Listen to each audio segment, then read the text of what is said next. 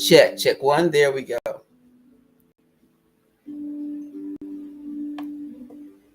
Thank you. Can you hear me now? Now I'm getting a level. Okay. Thank you for that. So let me just start again. So this is the first day of the summer solstice, and so we say Aapi Sem, blessed summer solstice. And this is the kickoff to our 42-day cleanse period. Now, I've been back and forth over the past few years about exactly how I would be doing my cleanse. It had been traditional for us to do 42 days where the first 21 days were raw food and the last 21 days were just juicing. But found that it could be kind of extreme, especially for a lot of people with health challenges, and that included me. And so, I've switched up in terms of how I do it. Heru asar ank amunure, blessings to you, blessings. So this year, let me just share what I'm going to be doing. Roots trackers. Hey, how you doing? Peace and blessings. Is that you, cuz? So this year, this is what I'm doing. All right. And this is consistent with the place I'm at in my life right now, because the fact that I've come through so much and I'm good. I feel really, really blessed, strengthened.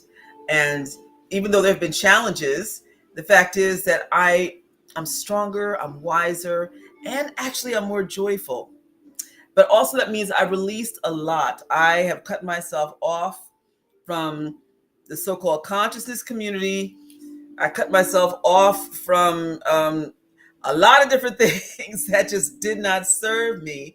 And also in looking back at exactly where did things start to kind of go south. And so having truly pushed the reset button, I am ready to enter into this 42-day cleanse. And instead of focusing on just the lovely fruits and vegetables and so forth of summer, I am doing a plant-based keto diet for the summer.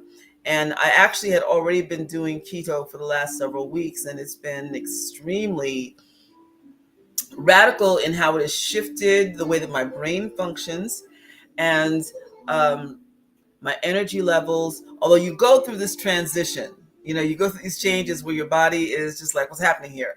Because with the emphasis being on protein and low on carbs, your body is readjusting and is burning fat and carbs at a higher rate. So you go through different phases. You can read up on it. So, but I've gotten past the most challenging part of it, and so now I'm going to focus on doing plant-based keto. So very excited about that. I'm all prepared, and also I have a bunch of water being delivered tomorrow because I just run out today. So through this, whatever you decide to do, if you decide to join our practice in doing a 42-day cleanse, at the end of the cycle, it is our Kemetic New Year. And that brings on a whole other level of wonderful energy and blessings and coming to that higher place. Erdani and Bunikai, take me to my higher place. And, that means that you want to transcend your circumstances. You want to come into a higher place of higher consciousness, but also you want to be able to be grounded in reality. I found that there are a lot of groups that I'd come through, kind of were in a place of not truly dealing with how to live on this planet. You can get caught up in various belief systems and use it as escapism so that you don't really know what's going on, or you don't really want to know what's going on, or everything is conspiracy theories, or, I have the answer and I'm just going to live in this isolated way and not focus on being able to truly live and to pay my bills, to live well and to truly enjoy life as our Kemetic ancestors wanted us to. So, um, listen, sometimes you have to look at exactly what it is that might be weighing you down, what is holding you back mentally. For the summer, let me see if I can pull this up. The main symbol for the summer is of Capri, transformation. You know what? I'll just go into more detail about that, another time, because, actually I started preparing an overlay and I had all of the stuff that I was working on, but I just got out of a meeting with one of the activist groups that I belong to. And yeah, I've been quite busy. I've been quite busy. Um, so let's see.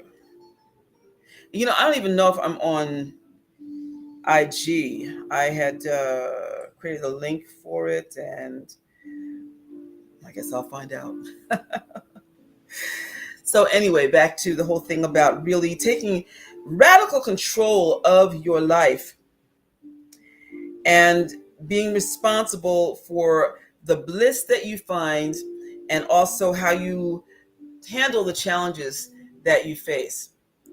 If you need to have some radical, again, there's that word radical change in how you think, how you process, then you should enjoy this 42-day process that I'm going to be taking you through in order to help you to shift your perception of yourself, but in a way that is realistic and not overly idealistic, but also helping you to embrace all the things that are wonderful about you and to celebrate them, to enhance them, and to use them as a go-to, but also being open to change, being open to the things that are on your path that you may not yet have discovered. And then also knowing that it's all right to be happy. It is. A lot of us, we're out here just trudging along, doing this, that, and the other out of eri. Eri is duty. It is obligation.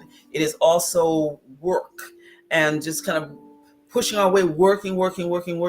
But then looking back and then realizing I'm not really enjoying life. This summer, we're gonna get back to the place of truly enjoying life, all the little things, which actually are fairly big things, you know. Now, I have to also tell you, I've been greatly inspired these last several weeks by a a singer-songwriter who passed away in 2016, who was considered to be like the Mexican Michael Jackson, Elvis, Liberace, Little Richard, all of that. His name was Juan Gabriel. His music, wow. I mean, he mastered all styles of music. And he came from this tragic background.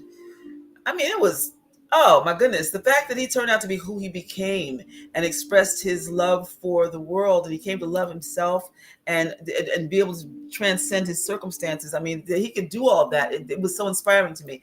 When he was born, he was the 10th child, and his mother had already lost like 5, and he was the baby, who she basically could not feed. The father had had a nervous breakdown, and he was in the asylum. And by the time Juan Gabriel was born, his name was Alberto. Then, I mean, he never really got to know his father. He was taken away when Juan was like 3 months old. But there is this constant theme of not having enough, and the wrong sacrifices being made, where basically Juan Gabriel was victimized. His mother was convinced, I can't take care of this kid. Let me take him to the orphanage, and left him there at 3 with the nuns, while the older sister, who had been taking care of him, was crying and saying, he's too little. We can't do this to him. And as soon as they were gone, little Juan, or little Alberto, ran away. He just took off, and he never made it inside the school, and nobody was watching. Some crazy lady found him. Some crazy old lady found him, brought him home, Treat him nice, okay? Fed him some cake or whatever. And then don't you know this woman put him out on the street with this pitiful clown face, right? Now listen, I have to tell you also, I watched the biopic called Hasta que te conocí, which means Until I Met You. And this is one of his most famous songs and also performances that you can find actually on YouTube. Hasta que te conocí. I'm going to put it down here. When you see this video, you will understand how he was revered by Juan Gabriel. He was magnetic. He was so talented. His voice, I mean, everything about him. It was just, oh my goodness. So anyway, going back to what happened to him, and this they made this biopic based on these interviews that they had done with Juan Gabriel before he died. It was over the course of I think 2 years that they did these interviews. The producer and director, and so this crazy lady puts him out on the street, puts some garish clown makeup on him, right, and tells him he has to sing because he has to make money so that she can feed her cats. And she had many cats. Yeah, she was the crazy cat lady. So eventually it gets out that this little boy is missing. And so she realizes, oh, wow, I'm about to be busted. So she takes him to the police station and leaves him there and takes off. Okay. So the mother and sister come and get him and they're happy to find him. But then 2 years later, the mother says, I still can't feed this kid every day. He's so little. And, actually her employer tells her, because she had to bring Juan with her to work and he'd be out in the street playing or whatever.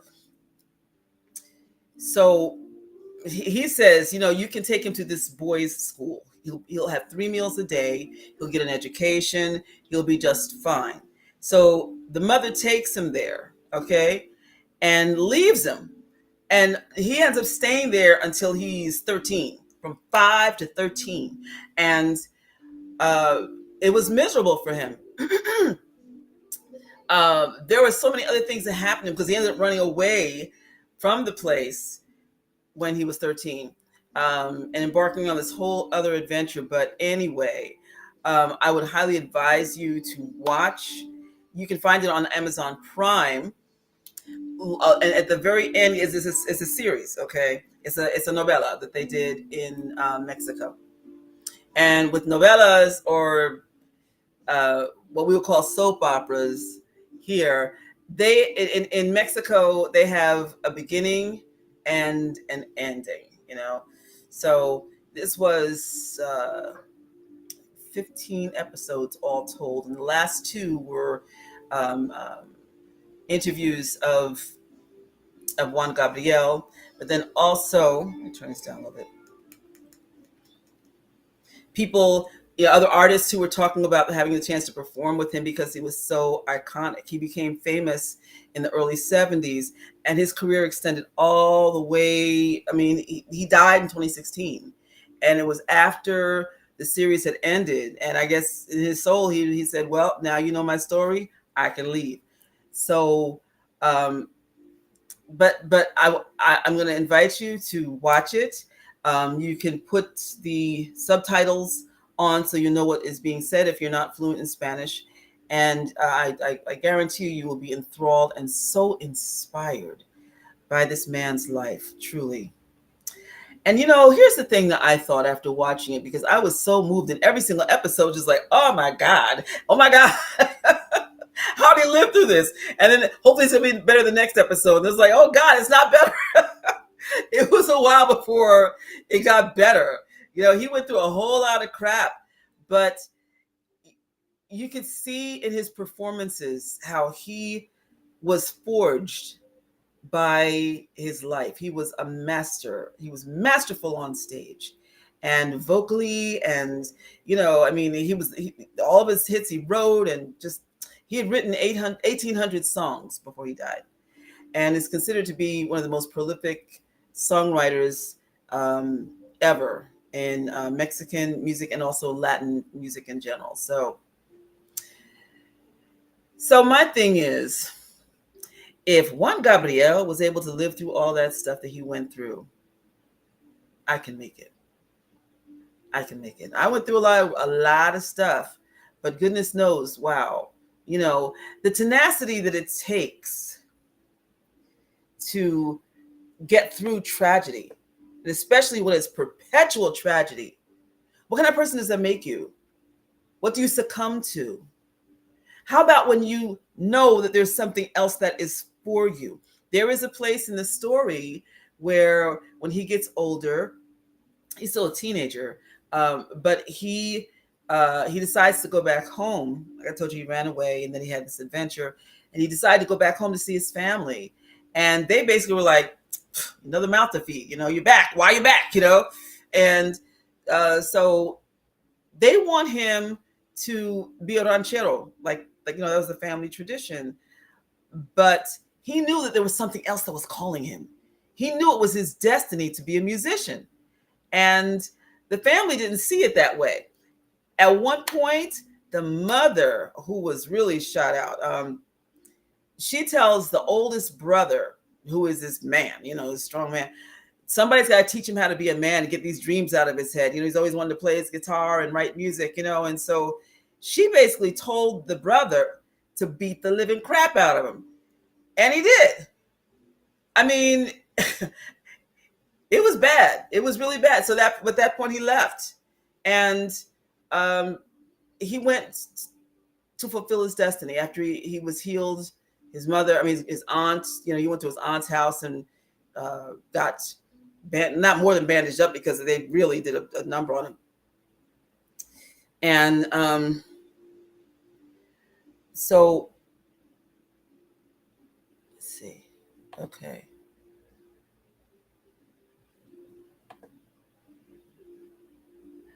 Whale Blue, how are you? Many blessings. Oh, you did not spell my name before? It's okay. It's okay. So he went on to fulfill his destiny.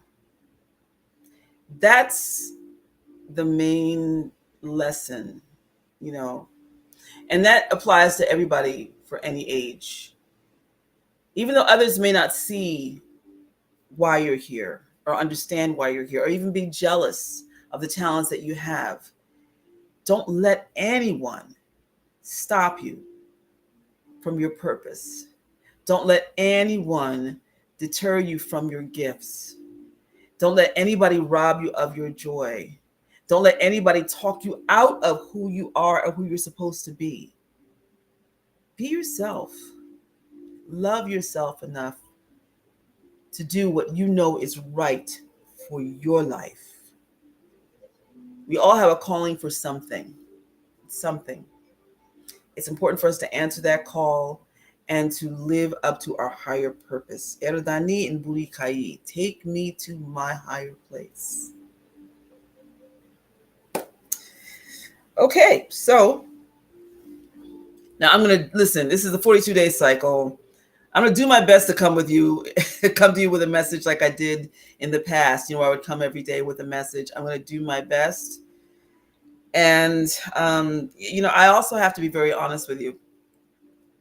I was all gung-ho on starting the podcast before, and then this Diddy stuff happened. I was majorly triggered.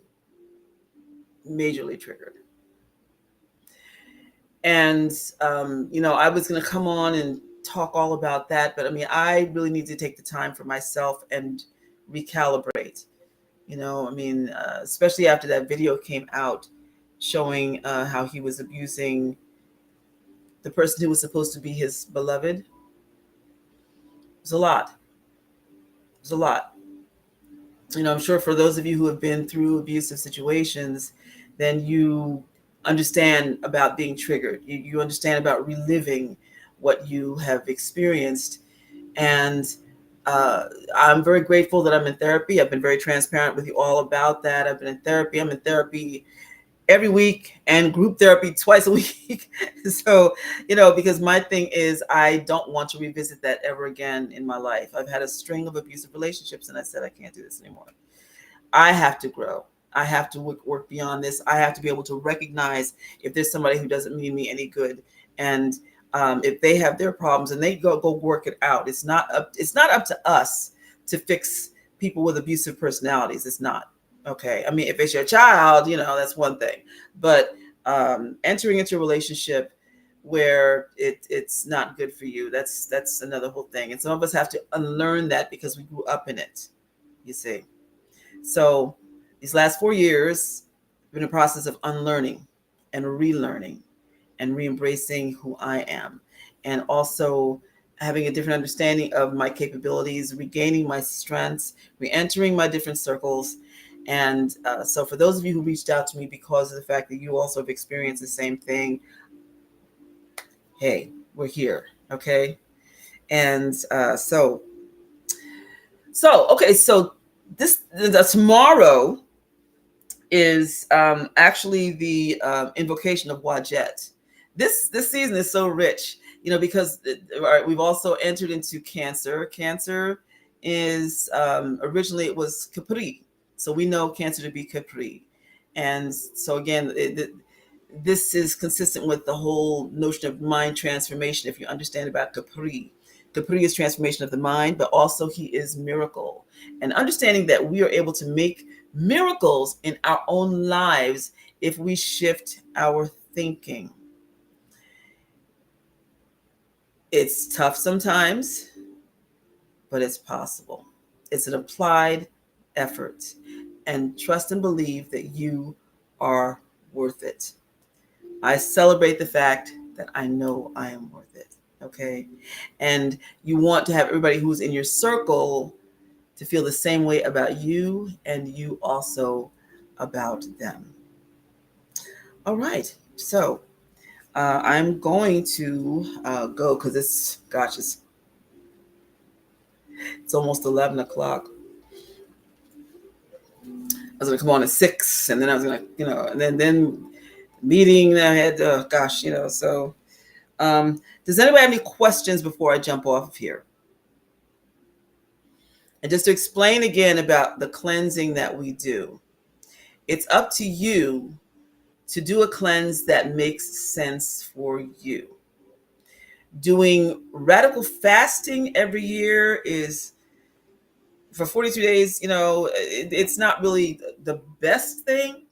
Uh, if you do something where maybe like in other traditions, you begin your fast at, when you wake up in the morning, and then you may break it at 6 o'clock, something like that. Or you may, like me, just shift your whole diet for the 42 days. But always remembering Sejem and Kat, to listen to the body. Listen to the body. So, and focus on what you need to change in your health overall. And this is, again, body, mind, and soul. Wellness goes all the way back to ancient Kemet. And so we want to have a full circle experience of living. We want to have a full circle experience of introspection and cognitive thinking, because unfortunately many of us get pulled away from using common sense or our own intellect and get swept up in the things that other people are saying and their excitement, their fear, as opposed to doing what your intuition is telling you. The Sejem and Kat means also not just to listen to the body, but to also listen to the gut or the intuition, okay? Whale Blue says, do you like the Like Us rap? I believe cleansing doesn't require verbalization. I don't like it as far as a propaganda tool. No, I don't like it as a propaganda tool either. You know, I mean, I listen. At this point, I've gotten a lot of wisdom. Um, that's based on experience. There are a lot of people who have done the whole stringent cleansing for years, and then they've blown out their adrenals. Okay, and then they have a weight issue. You know, and um, so I mean, you've got to do what really is sensible. Because if your body gets used to deprivation for lengthy periods of time every single year, there's going to be some point where your body says, oh, well, I'm going to help you to hold on to this weight. Okay. Peace and blessings, Reverend Tamu. How are you? You know, and your body will be like, you know, well, okay, so listen, I'm going to help you out because you go through a starvation period every year. So I'm going to slow your metabolism down. Yeah. And that's not really what you want. Um, you know, I have to say the like us rap, I'm going to do my homework. Okay. And the next time I'm on, then we can have discussion about it. Okay. Or I can give you my opinion. Like us. Is that okay? Oh, you talk. Oh, the Kendrick. You mean not like us? Kendrick Lamar. You know, I heard it when it came out, and um, there wasn't enough that was compelling for me to go back and watch it and listen to it again. I have to be very honest with you. I didn't feel like it was something that was going to really feed me. Um, that's what you're talking about, Kendrick Lamar, right?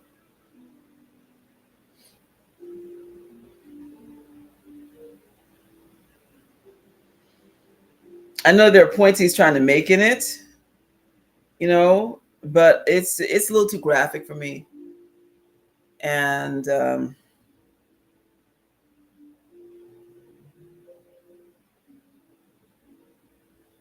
yeah, I'll watch it again just so we can. Cause yeah, I watched the video too because I know that there's it was, but it just disturbed my spirit to be very honest with you. So yeah. Okay. Any other questions? For the first time in a long time, I'm excited about this 42-day cleanse process because I'm not looking at it as deprivation, and I'm gonna make sure I'm not deprived. All right. I mean, the thing is also that the summer has all this wonderful bounty, and when you deprive yourself of the goodness of the earth, then you know. Belle, how are you? Peace and blessings. How's your son? What's your take on Ayurvedic practices of health if you have any knowledge of it?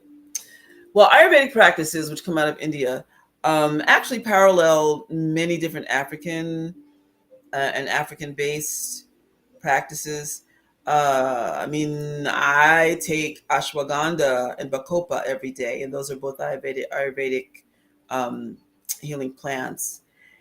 Um, you know, it's highly beneficial. I don't I don't really go for any of the other Ayurvedic stuff. I mean, just for me, you know. Um, that's good. How old is your son now, Belle? Um, but I do want to make it clear that I believe very much in holistic practices. I just took my son. Now, wait, let me, I'm not telling everybody else to do the same thing. I'm just talking about for me. I took myself off of all of my epilepsy medications that I'd gone back on. You know, it's been like this off on thing, and I realized that they completely ruined my life. You know, you have this temporary lift this temporary, not so much a lift, a temporary seeming alignment, you know, but then after a while, it takes its toll on your body. I made all the worst decisions in my life when I was on medication. So I have a holistic practice that I am in tune with, and from an African and generally holistic base. Okay. Now, good Lord, it'll be 12 now. Wow. Wow. Um, but see, also, we have to remember that wherever we live, that nature is going to put naturally occurring plants that will heal you where you live. I found that to be absolutely true. Wherever I've moved, there have been what have been called weeds that actually are good for epilepsy and asthma. Okay. For people who have other health issues. I mean, like, I'm not going to be extreme, but say you have a rash. Um, Generally speaking, you'll find that there are plants that are placed in your neighborhood that are just waiting for you there that will help you if you make a concoction with it. It's a matter of doing the research and also not being so quick to just think that this so-called invasive plant is here just to rob the soil. I mean, and I've noticed since 2020, since COVID, there has been a greater um, incidence. There are greater incidences of finding Artemisia, okay, which is that's the nickname for. Let's see. It's late. I'm also going to be working on cutting down my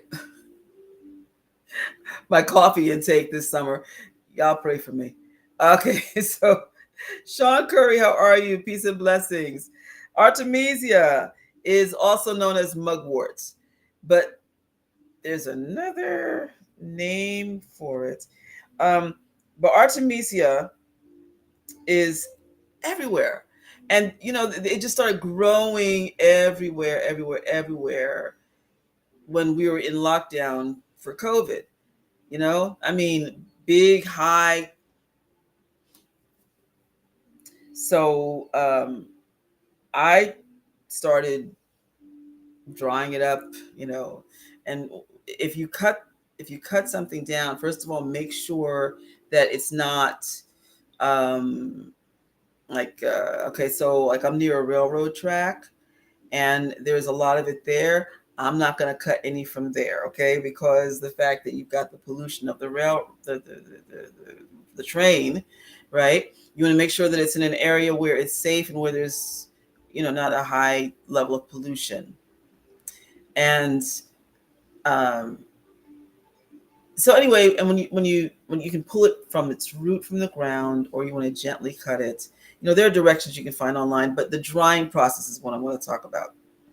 So if you take it and you hang it upside down, you turn it upside down, and you can bundle it with some string, or you can take another piece of the stalk and just wrap it around it and then hang it up and just let it naturally dry.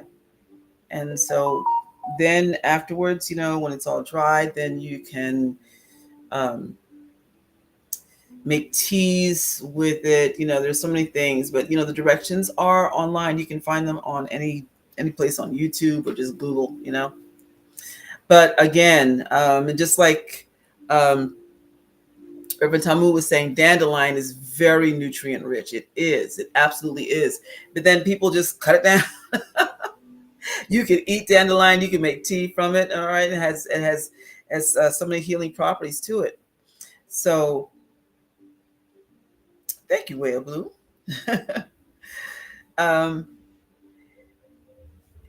Artemisia. I can't. What is the name? There's a name. It's like an elixir. that's made from it. Because I remember when I got sick and a friend brought me a bottle, and I was so glad to see it because for a while it was actually declared illegal to sell. They would make liquor out of it. What was this? What's the name of the liquor? Okay, let me see. Let's see. Liquor. What is it called? Come on, y'all. Come on, yeah. So, okay, so you're saying that the dandelion can help with early stage liver issues, right? Wormwood. Brandon, thank you. How you doing? Wormwood. That's what I'm looking for. Wormwood was banned. Okay, and because if you had too much, it was said that if you had too much, that it could really make you go crazy. You have to be careful. But it's back out on the market now. Absinthe. Absinthe. That's what I'm thinking of. Absinthe was banned. Hmm. Yes, wormwood, parasites. When we do these cleanses, we want to focus on doing a really thorough cleanse, and so getting rid of parasites is another thing. And so that's why also with the there's so much garbage in the food, and so many different conditions that can really bring on parasites. And so that's another part of the cleanse we want to focus on. So absinthe is not. You said, I think you mean absinthe. Yeah, absinthe. Absinthe. You've had it before. It's nasty, Brandon. Let me tell you something. I had it, and you're supposed to only take a few drops, and I did. And I was knocked out for like 3 days. I kid you not. I warn people, make sure you take it in little teeny tiny doses and make sure you don't have any place to go. That stuff is potent. It really is. I don't remember how it tasted because I put it in juice, I think. Yeah. Yeah. Reverend Tamu, do you have anything else that you would recommend for this cleanse?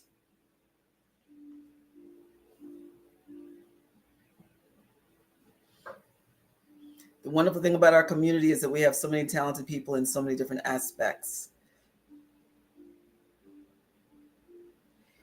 Have I ever used Moroccan clay to cleanse my hair instead of commercial shampoo?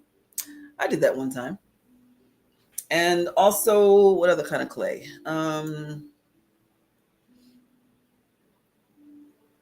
Yeah, it was messy. it was it was really messy. Yeah, black walnut is really excellent. Clove, yes. I say with clove, you need to really be careful not to overdo because you can start like twitching, okay? Your eye twitching or your fine muscle twitches. But clove is good to have in the house in general, and it's good for as an antiseptic. Um, but yeah, I just remember the mud process being very getting out of your locks is tough. But I don't use traditional shampoo. I have a product I'll try to remember to bring on tomorrow, which is actually excellent. I mean, it's so good. It's all natural. Brandon says Aztec is okay, but there's better. Okay. Okay. Bell says breathwork exercises during the cleanse. Absolutely. Yes. That's something that's essential where you should take time in the morning. I would actually say 3 times a day. Okay. And if you pray 5 times a day or however throughout the day, then take a little time to do some breath work, but make sure that you have at least one session where you do like deep meditation and breath work.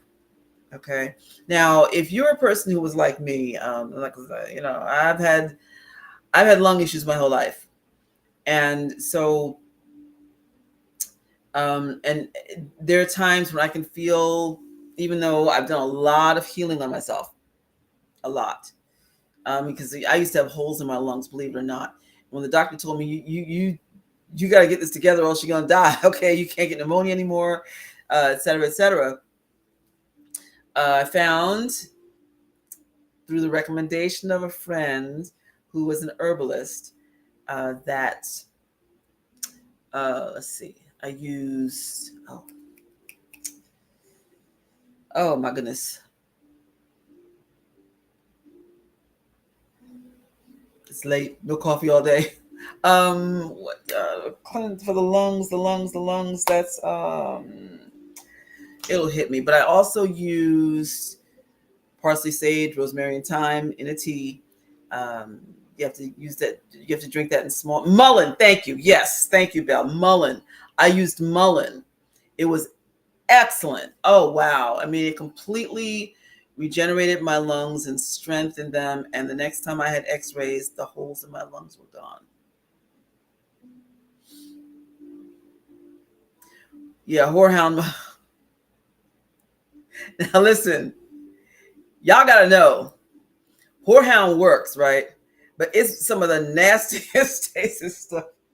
I remember when I was a teenager, and I had a friend whose father was really into the holistic thing. In fact, he used to go and get spring water from this park, from this spring, before it was popular to do that. That was back in the 70s, right? He used to go and take his bottles and fill them up. But he also knew all the ways of being able to live off the land, survive, and heal yourself. So um, I'd gotten pneumonia again. And so my friend said, she came over and brought me this whorehound that her father had given her to give to me.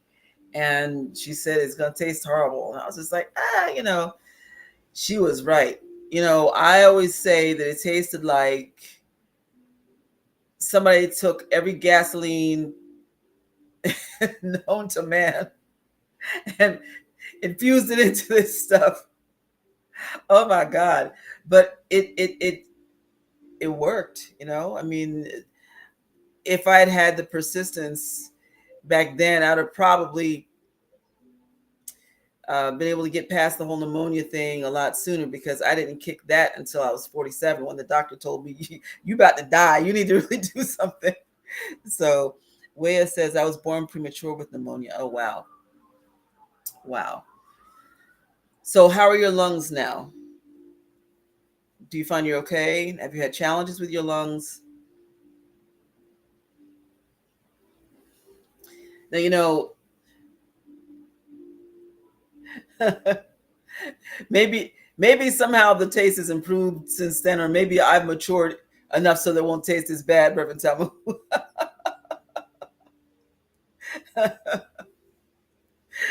And there was also horehound candy, which you're supposed to use if you had a cough, right? If you had like mucus, right? Cheryl Lee says psyllium husk helps to scrape the intestine while cleansing. That's so true. And I just bought something with psyllium husk in it today as part of my cleanse. It's like a super powered thing that I bought, and the psyllium husk is great for that. Where you smoke what? People say they smoke. These days you got to ask, okay, so, you're talking about this, or you're talking about this? Do you know what I saw today?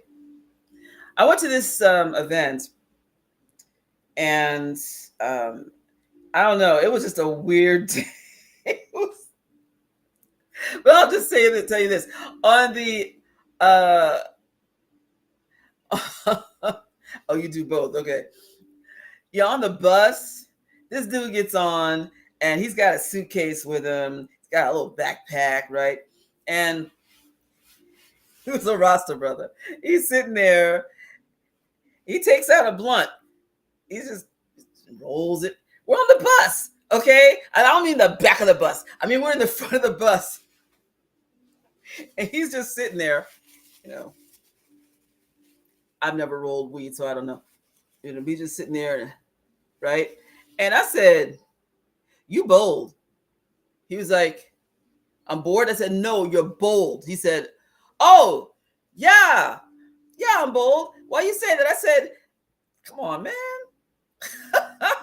On the bus, you know? It was like, I doubt if New Jersey Transit is going to come and arrest me. I said, you got a little baby sitting right across from you, man. And he looked at the kid and he looked at the mother and he said to her, I'm sorry. And he put it away. I'm like, and it wasn't some little teeny blunt either. It was, you know, I mean,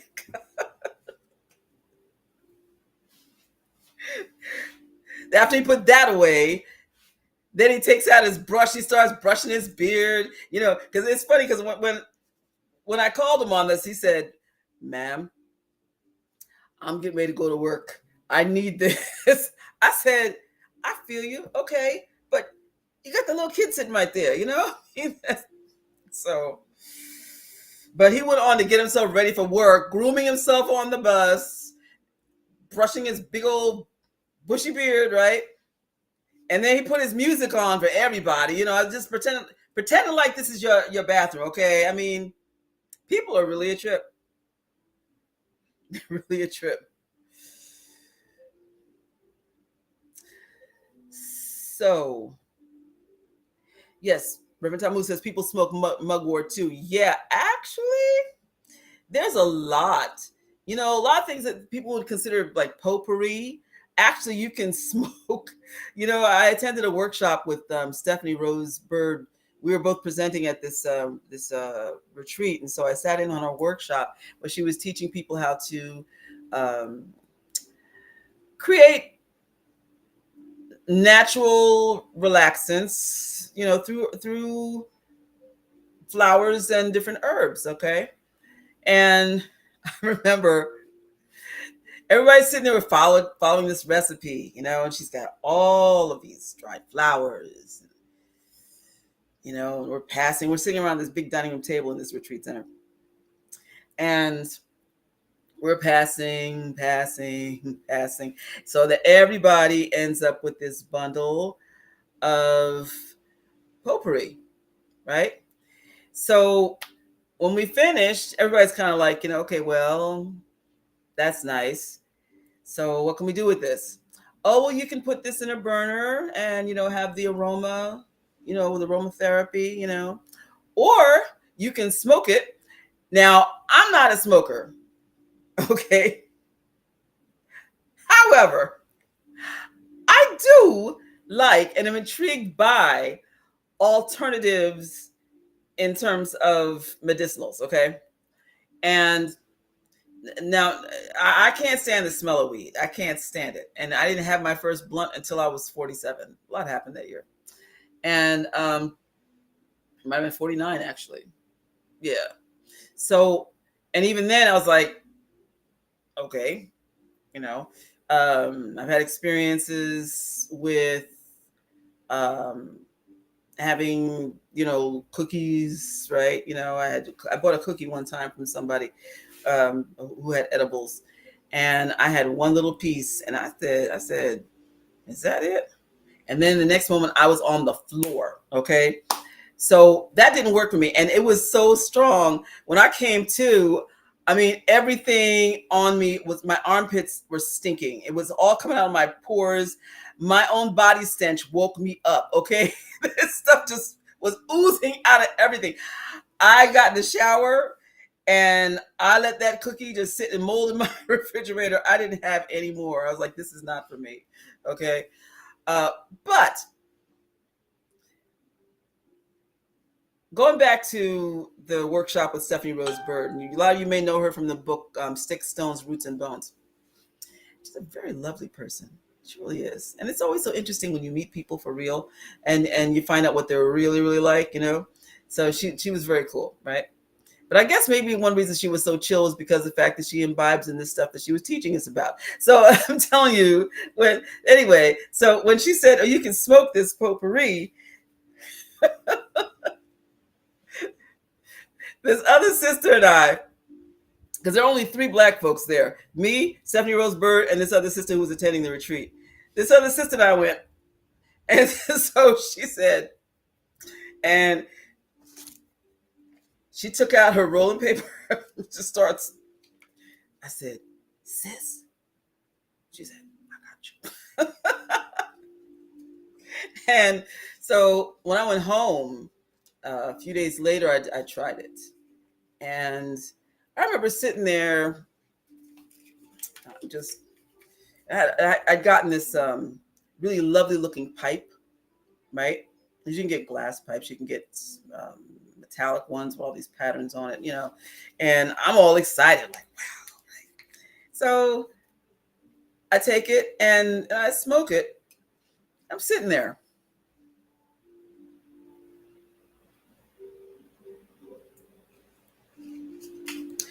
And then this real mellow mood hit me. And I was stuck. I was just stuck. And then my throat burned too. I said, I'm just not cut out for this, just really not. But I am forever mesmerized by alternatives. Okay. Like alternatives in alcohol, right?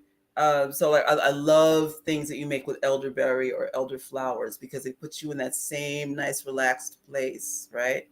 And if you bought any of the elder syrup that they sell at IKEA, or even the elderflower pressé, that they actually sell that there too. But in Whole Foods, there is this elderflower lemonade. It's called. I think it's called lemonade, and it's a nice bottle, um, and it's very relaxing. It's a good way of having the nice glass of something where it's not alcohol, right? um Kombucha is cool, even though it has a little bit of alcohol in it, but still it's like too fizzy for me, you know so I have for years experimented with alternatives, legal alternatives, right? um and I've found it to be extremely rewarding. And do you know, if you make yourself some hemp seed cookies, right? And that's something I do for the holidays for some of my friends. I use hemp flour and hemp seeds, um, that, it very lovely gift. I make chocolate chip cookies, um, and people really enjoy them because all you need is just one. And I don't mean like a big one. I mean just, I make them like this, put them in a nice little container, and you chill. You make kombucha? Please send me your recipe. Please. Now I have experimented with making honey wine. Do you like that? Yeah. I haven't done that in a while. It's been about 10 years since I made some honey wine, come to think of it. There are different recipes, and I found the one that works for me that I actually really, really like. Um, in the alternative religion community, it's also known as mead.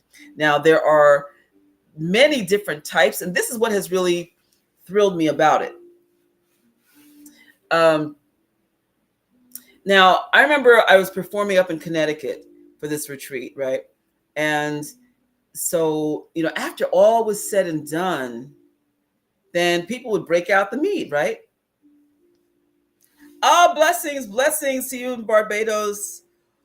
Oshun awoyin awoyinfa. Awoyinfa. Am I close? Thank you for being here. Give thanks. Um, so I was saying, after all is said and done, you have the concert, every night there was a concert, and so I was one of the headliners, and then I was also asked to lead the bonfire. And, because there's big procession to the bonfire, and then, the whole thing.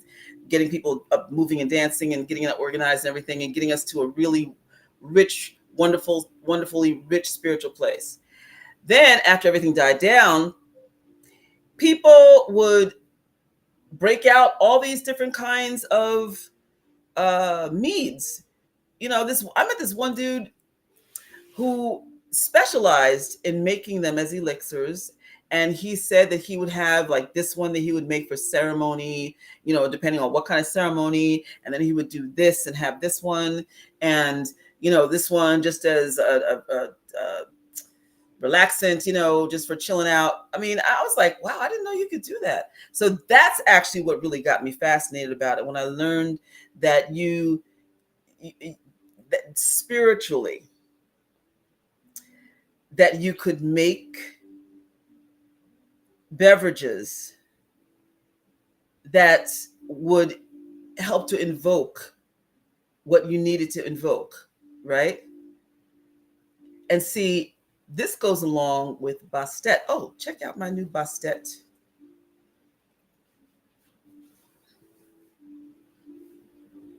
Isn't she beautiful?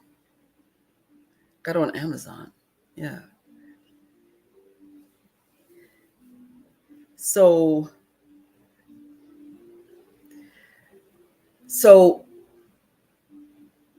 wine is heavily associated with her, and honey. So honey wine is perfectly like her beverage, right?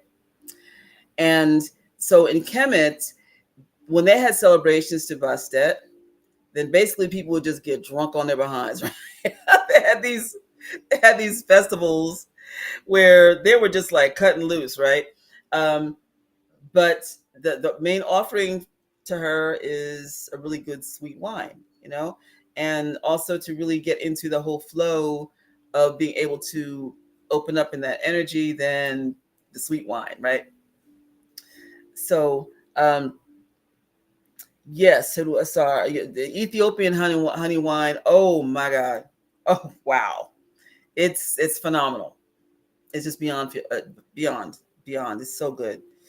Well, I haven't had that in, I think that's been about 10 years too. I'm not one of those. I used to say it like I was a teetotaler. I'm not really exactly a teetotaler, but I'm not really like a drinker like that either. Like I'm not somebody to be able to just walk into a bar and say, "Give me such and such." It's like I don't know what this is. I know like three. Okay, I know.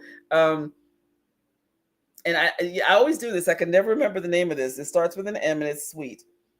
Moscato. I know Moscato. I know um, um,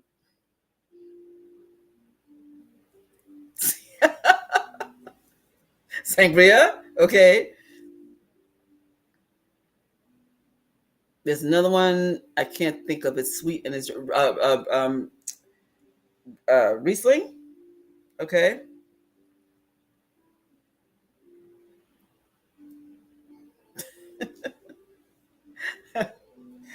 As far as any of the dry wines, I don't care. I don't like them. So, it only takes a glass for me to end up under the table at me. And I'm just not a drinker. I'm just not. Ironically, I grew up over a bar.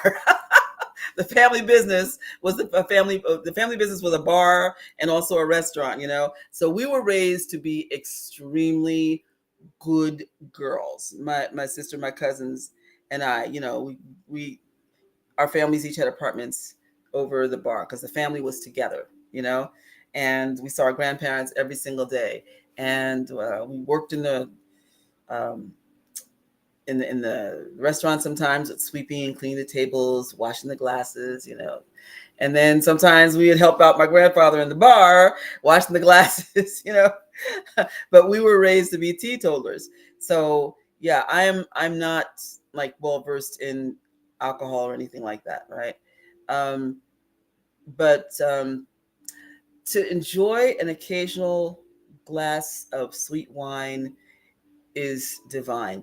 And I have to say, to be able to be back at that place of being able to do that is wonderful. Again, that's something I can't really do a lot because of the epilepsy, one, and number two, because I like being able to function on a regular basis. So, but Truthfully, there was an experience that I had where somebody had spiked my drink, right? It was somebody I trusted too. I thought I trusted, right? And um, so, so that made me extremely paranoid for a while too. So this is the year of reclaiming all aspects of my life. This is the summer of transformation and enjoyment. And so I'm going to also be doing more experimenting with creating elixirs and so forth. And so um, Cheryl Lee has asked Way of Blue how weed tea is made, because she had said to try weed tea. Yeah, Belle, it was pretty horrible. Actually, not even pretty horrible. It was absolutely just beyond horrible. And unfortunately, I have to tell you, um, just because of the fact that I've talked to so many other women who have been in different situations, it's happened to a lot of other women. Although I've heard that, situations where men have been, you know, have had their drinks spiked too, and they end up with all kinds of horrible things happening to them. So, um, yeah, I'm very picky now about what I drink, what I allow people to give me to drink. When I go places, being able to carry my own container so that way I'm able to keep control of it and not have somebody be able to slip something in it. All that is, unfortunately, in this day and age, highly necessary for your own survival. Because here's the other clarion call I can say that I got. There are some really there are some really evil people in this world. You hear me? I mean, really, frighteningly so. You look back on different situations where people are just nasty. They're just mean. I mean, and it just don't mean you any good, and they're just focused on either destroying your life or either their bottom line of whatever that they want. And so you have to be careful. That's been my biggest lesson. Well, one of my biggest lessons. Yeah. So this summer I'll also be taking boxing lessons. One of my neighbors, she teaches women boxing, for self-protection, and also especially for women who have been through domestic violence. And it's so funny how you find people. I mean, she's been right on my street, and I'm the kind of person, listen, I'm either like really withdrawn or I'll speak to everybody. So, I would see her, she'd be walking her dog, and I'd always say, "Hi, neighbor." And so on election day, I'm going to vote, right?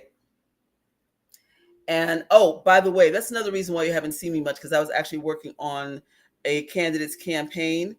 Um, and so that took up a lot of time.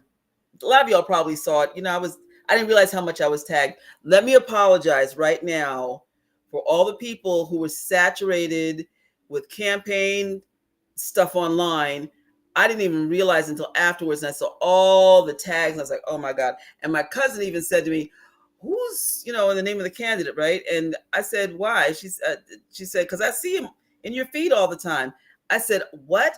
I said, "I'm not tagging you." She said, "I know, but you must be tagged because it's always in your feed." And I'm telling you, campaign stuff was posted several times a day. I did not know. I'm sorry. I apologize. I deeply apologize. But I also want to say that this is one reason why I hadn't been around too. Because especially after the whole Diddy thing, I was like, you know what? Let me try to immerse myself into getting somebody that I believe in holding office, you know, and it helped to distract somewhat. But anyway, I digress. So let me see. I was saying campaign. Where was I before? I lost my thought. Um, Boxing. Yes, my neighbor. So yes, I was heading out to the polls, and so my neighbor comes out, and she says, "You're my neighbor, right? Don't you live down the street?" I said, "Yeah, yeah." She said, yeah, you say hi to me all the time, you know? And so I said, yeah. So then she said, yeah, so can I talk to you?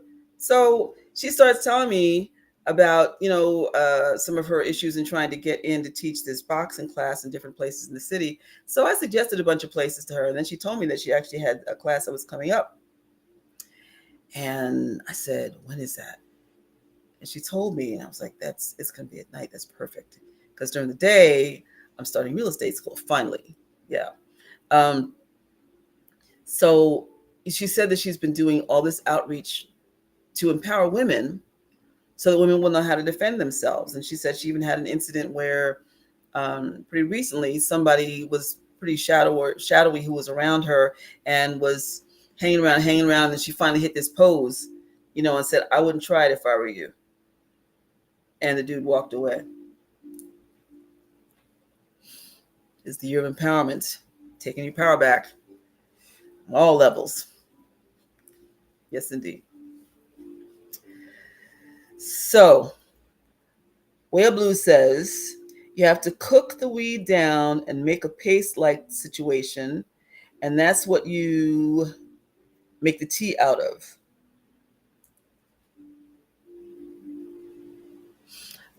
That sounds so interesting.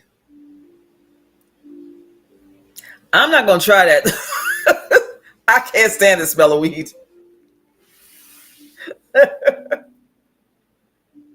Now, I wonder with hemp, which is milder. People make hemp teas, don't they?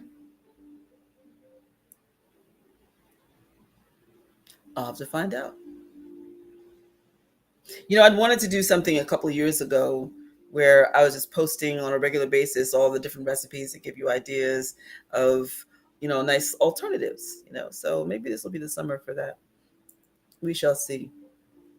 And, I also have to say that it's important to honor your healing process.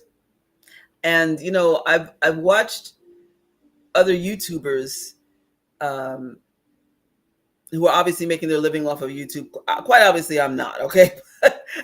I have to put more time and focus and rededication to my channel because I'm in a different place now. Yeah. So anyway, but um, YouTubers were talking about their burnout, right?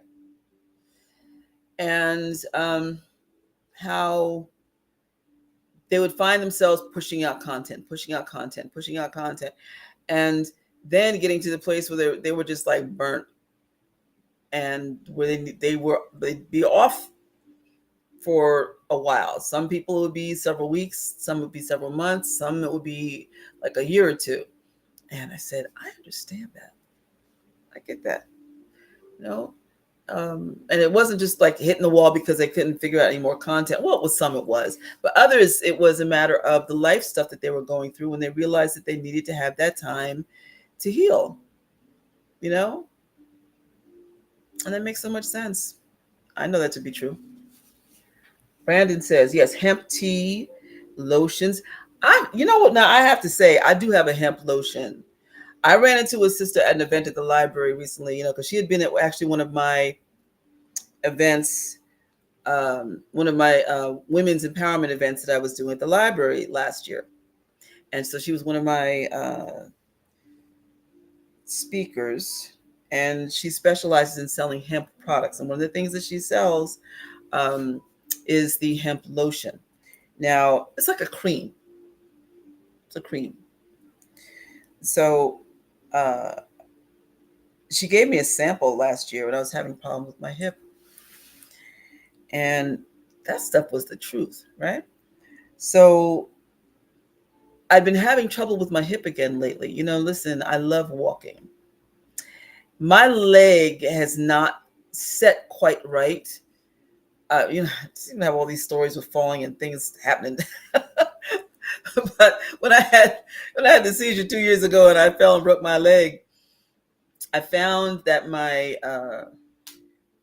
according to the X-ray, my ankle didn't set quite right after it was um, after it was supposedly healed. And then on top of that, got this kind of a displaced thing going on with my hip. So, I mean, I go to the gym and I do a series of exercises, including stretching my hips out, on this apparatus, right? Um, but I'm used to just like walking, power walking and all that other stuff. And now I feel it. But I still do a lot of walking just for the exercise and because I like being outside. But my hip was really starting to hurt. So I ran into this sister, and her name is Monique. Hold on.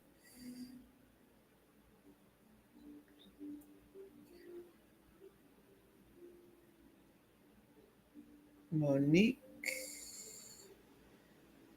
Smith.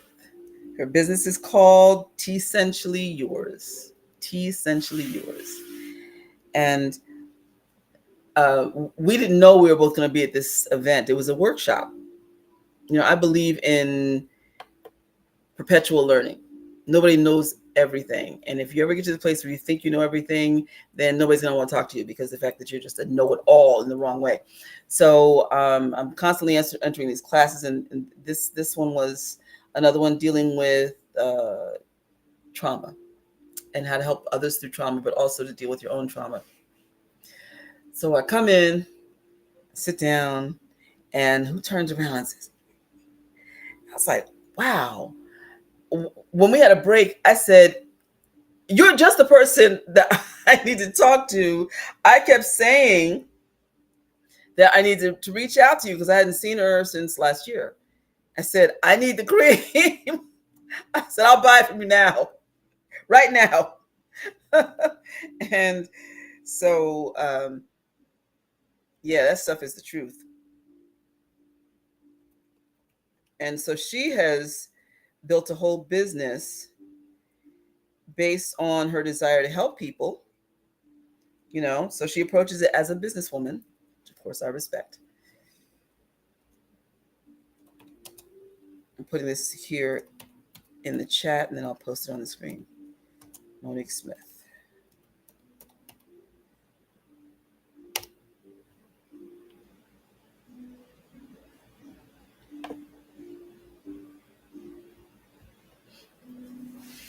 And it's a little, well, she has different sizes, but I got the little container like this.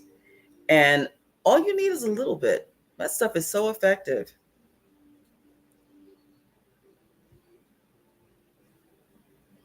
And you can find her on Facebook, and I'm sure she's on IG as well.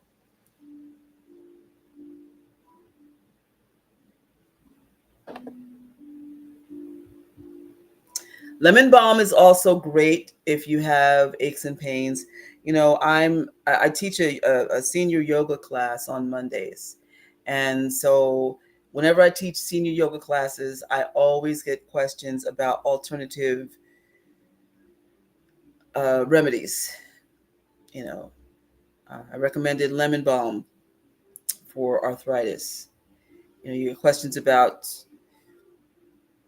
joints, lungs, lung issues, everything, arthritis.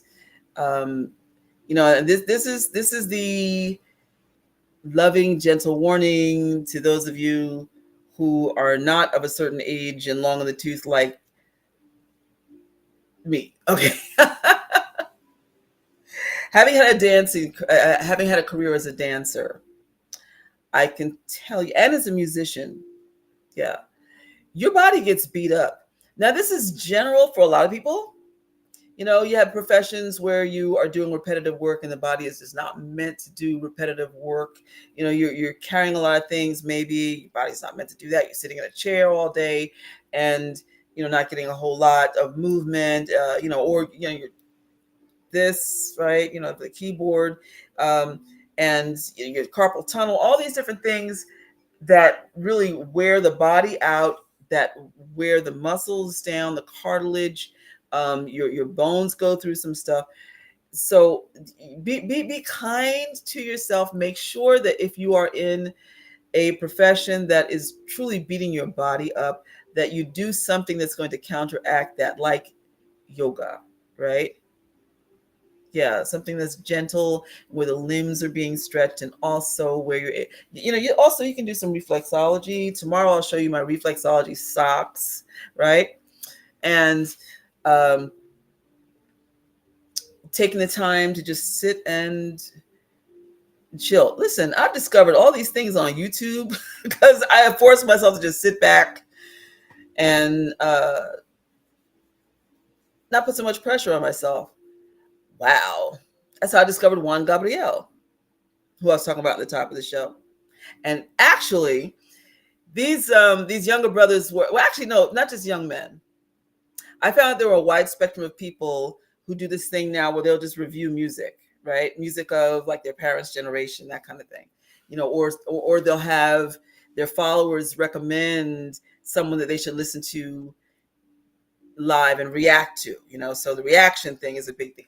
So all these people were coming up on my feed who were reacting to Juan Gabriel.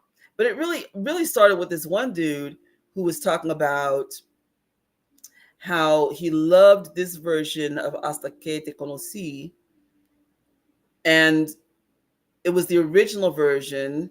He had only known Mark Anthony's version. I was like, what? Wait a minute. Because, Mark Anthony's my musical boo, okay? That's my musical boo. And I love his voice. I love his stage presence.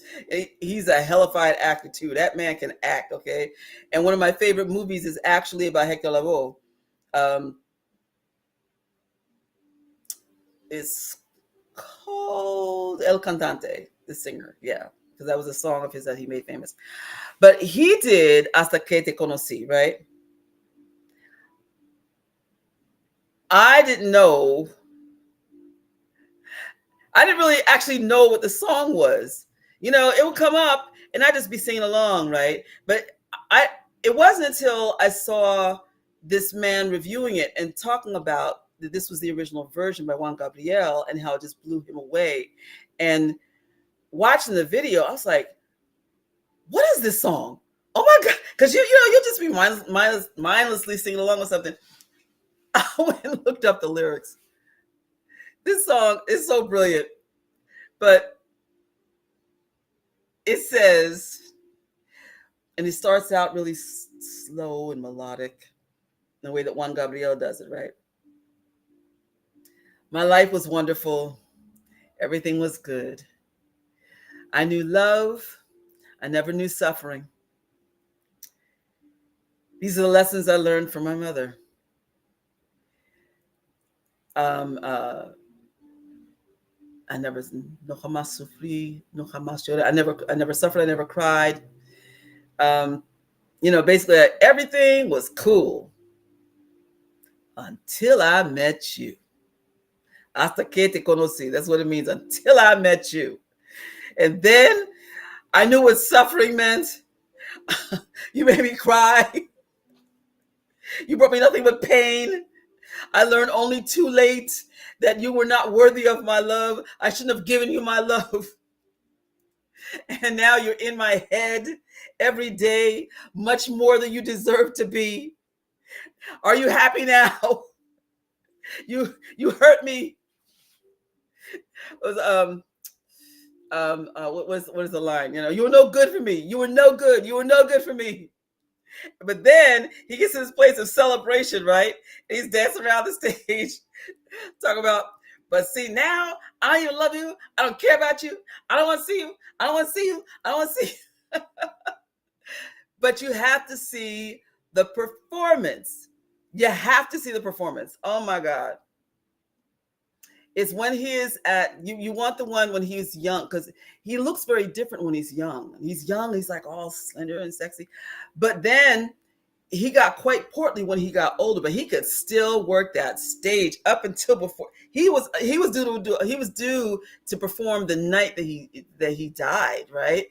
And you still see he has the charisma and all that stuff. And the reason he ended up getting portly was because, for those of you who were in the beginning and heard me talking about the fact that food deprivation was a major part of his life. You know, his mother gave him to the orphanage so that way he could eat. Gave him to the boys' school so he could have 3 meals a day. You know, because she couldn't feed him every day. It was like another mouth to feed. You know, just food, food, food. And one of the last pieces of advice that he gave before the interview ended, that they based the movie on, when they said, what would you like to tell the audience? And so he says something to the effect of, always make sure you have food. Always make sure you have enough to eat. You know. So yeah, but so you want the version. Let's see if I can find it here. Put it in the chat of when he was young. And I'm telling you, when everybody who watches this video, when they're doing the reaction video, they are so blown away. I mean, he just had such abandon in his performance, such joy. You know, even though it starts out with depicting the pain, but then you see the transition. Like, see, my ultimate revenge is, I don't even care about you anymore. Let me see if I can find this link. I'm gonna tell you something. I know people are sick of hearing me talk about Juan Gabriel. That's my boo in the ethers. Okay. Okay. Let me see. Hasta que te conocí. And it's hilarious hearing different people trying to pronounce. I had 2 years of Spanish in school, so hasta que te conocí.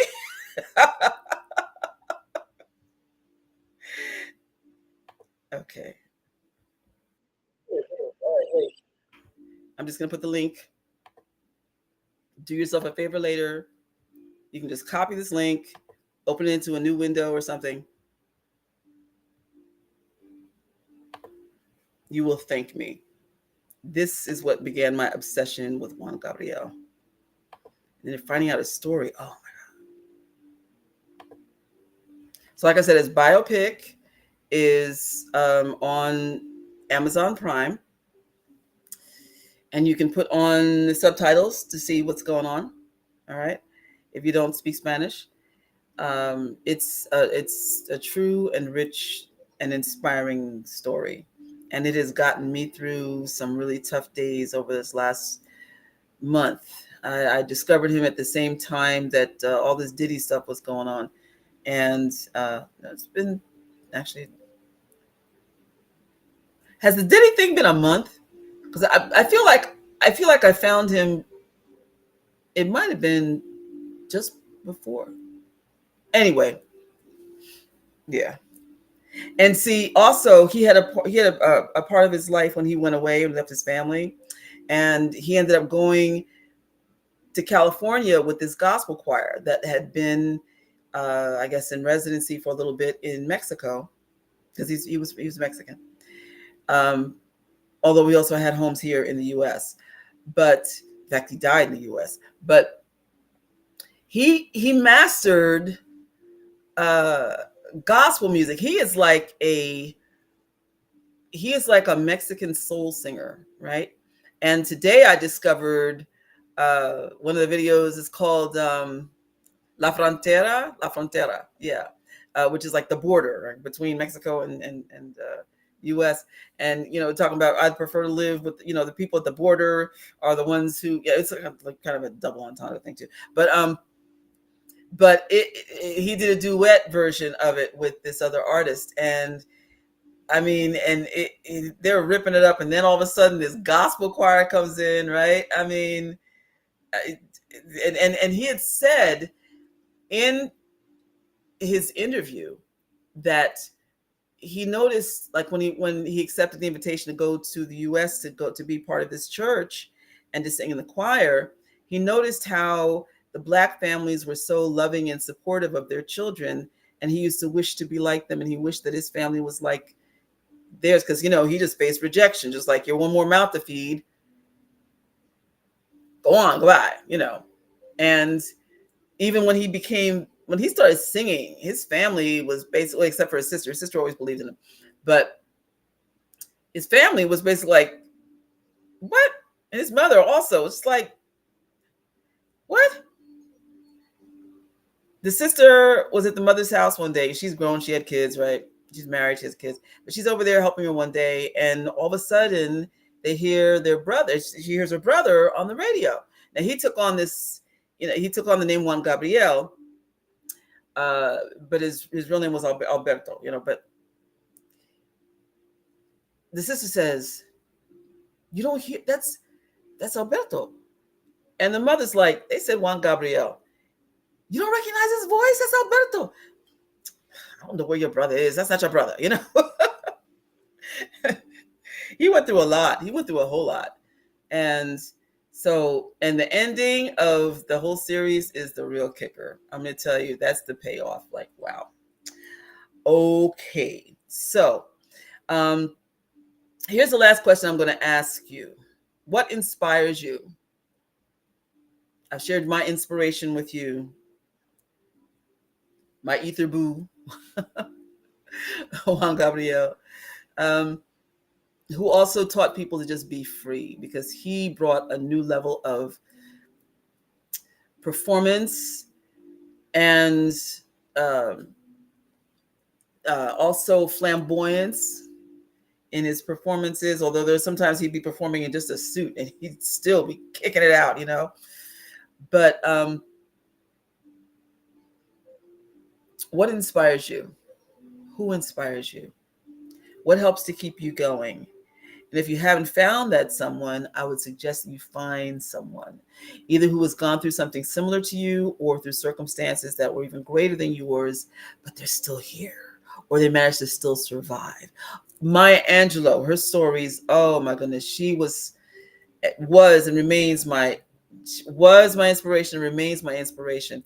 I remember the joy of discovering her books and how they absolutely saved me. Absolutely. Who inspires you? Who inspires you? Think about that. Okay. All right. So it is now almost midnight. So we've had our first day, and I'm going to pray that you have a blessed evening. For those of you who are on the other side of the world, I hope that your day is spectacular, and I will see you on the morrow. We say Meria, which means much love, Heri, which means to be at peace. I caught myself. I misdescribed this. How's that? This is Jebewi, which means to have mercy, to be merciful. It means to discharge someone from a debt. Okay, and so with that, it is extending mercy. It's like clemency. Okay, so apply the right amount of clemency in right situations, but first apply it to yourself in the places where you need to. We are accountable for our actions. Okay. And so with that, good evening. And so we say good evening when we say, actually we say sweet dreams. Resui neche.